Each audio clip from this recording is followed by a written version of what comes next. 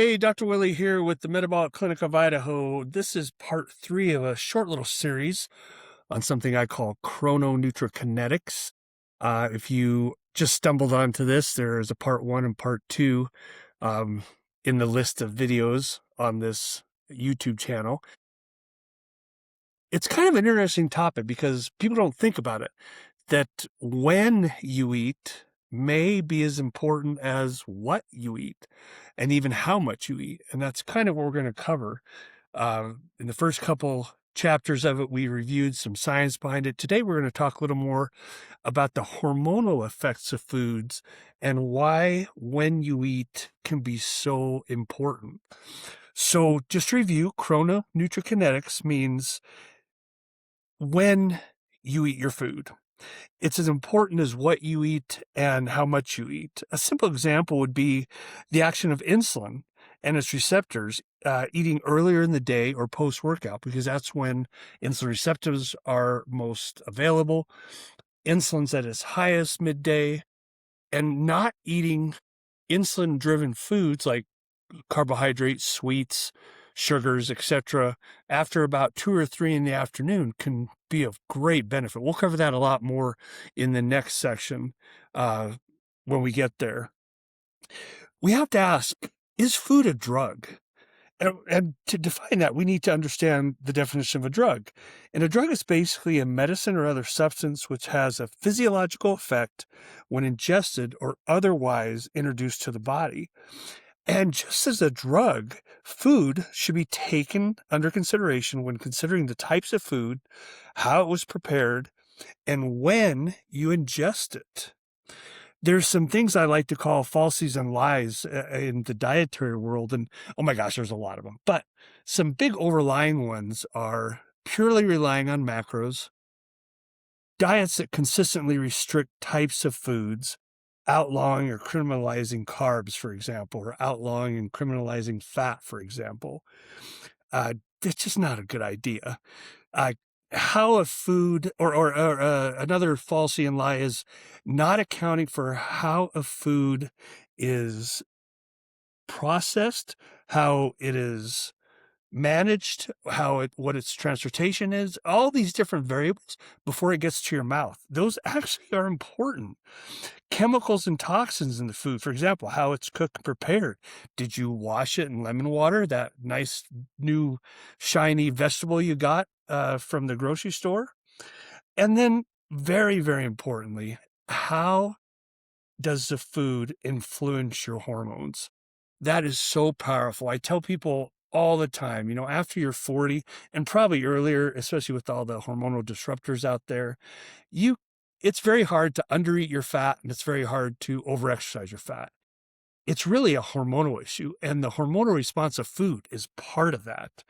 It really is. These are some hormones that respond to food, and this is a short list. And I'm not going to read them to you. They're right there on your screen. But man, these are powerful hormones. I would say some of the most powerful hormones in your body have to do with food. You know why? It's called survival. And survival does not occur without food.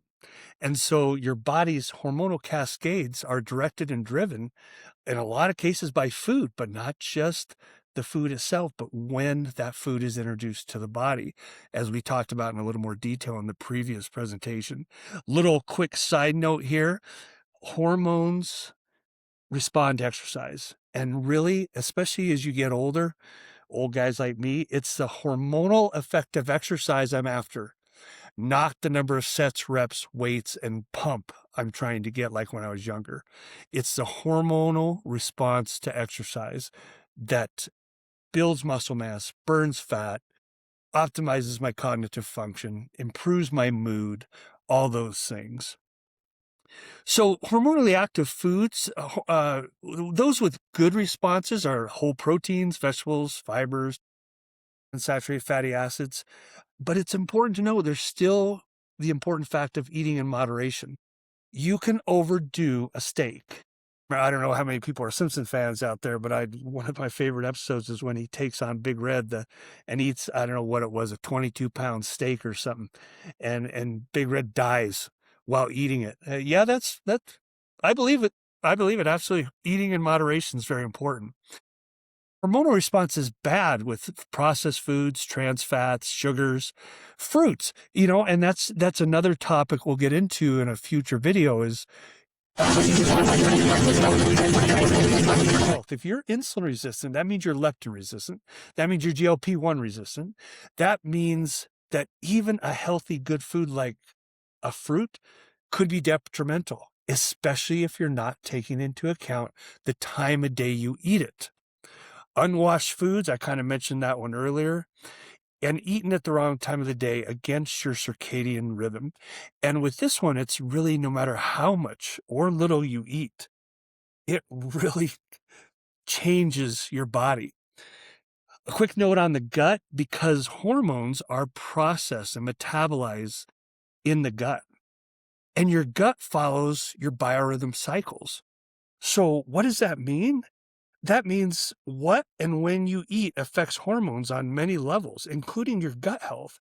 And we all know, everyone seems to know now, a healthy gut is essential for any and all health or body-related goals. So in part 4 of this little series, Chrononutrakinetics, we'll cover some thoughts on really when to eat, what I call food timing. I've mentioned in a number of my books I've written since the 90s, because that is really one of the keys to having a realistic life without struggling and suffering and torturing yourself, avoiding everything you like. If you just understand how to eat and when to eat, it can really optimize your overall health. So stay tuned. God bless. We'll talk to you soon.